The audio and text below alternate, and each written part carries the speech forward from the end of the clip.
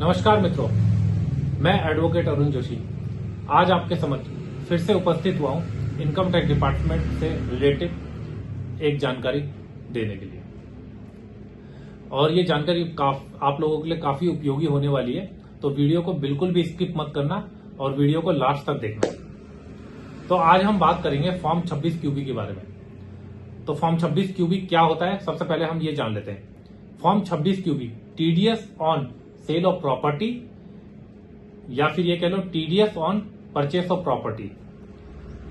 तो कोई भी व्यक्ति अगर कोई प्रॉपर्टी परचेस करता है और उस प्रॉपर्टी की जो वैल्यू होती है, चाहे वो प्रॉपर्टी की वैल्यू 50 लाख से ऊपर हो या स्टैंप ड्यूटी से वैल्यू 50 लाख से ऊपर हो, विच एवर हायर, जो भी ज्यादा है, उस पर हमें 1% टीडीएस काट के हमें सेलर को पेमेंट करनी होती है।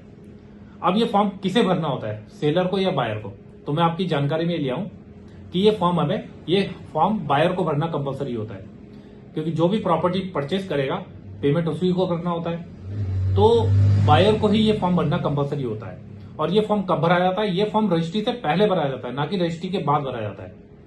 और इसमें मैं एक जानकारी आपके साथ और साझा करना चाहता हूं। जो अक्सर लोग इस फॉर्म को भरते टाइम पे गलतियां करते हैं या फिर फॉर्म ही नहीं भरते, या तो फॉर्म ही नहीं भरते हैं या गलतियां कर देते हैं। मान लो कि सिंगल रजिस्ट्री हो रही है और बायर 4 है और प्रत्येक बायर को जो पेमेंट करना है वो 20-20 लाख का करना है, तो टोटल पेमेंट हो गया 80 लाख।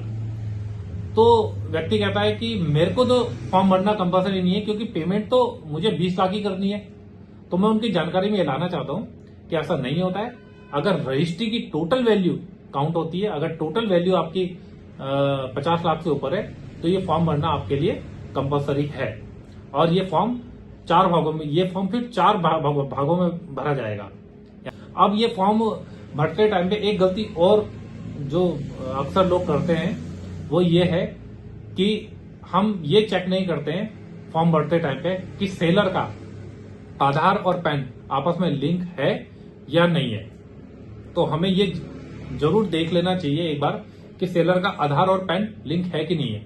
अगर सेलर का आधार और पैन कार्ड लिंक नहीं है, तो आप ये मान के चलो कि उसके पास इनकम टैक्स डिपार्टमेंट से नोटिस भी आ सकता है।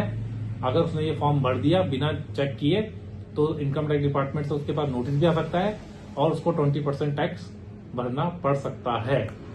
तो आप इस चीज का बिल्कुल ध्यान रखिए कि जब भी ये फॉर्म भरें तो आप चेक कर लीजिए कि सेलर का आधार और पैन आपस में लिंक है या नहीं है। अगर आपने चेक कर लिया है तो इस फॉर्म को इनकम टैक्स की साइट पे जाके आप डायरेक्ट भी भर सकते हो, और कोई इतना ज्यादा कॉम्प्लिकेटेड फॉर्म नहीं है, आप इसे आराम से फाइल कर सकते हो। धन्यवाद। और आगे ऐसी जानकारी प्राप्त करने के लिए हमारे चैनल को लाइक कीजिए, सब्सक्राइब कीजिए और शेयर कीजिए। धन्यवाद मित्रों।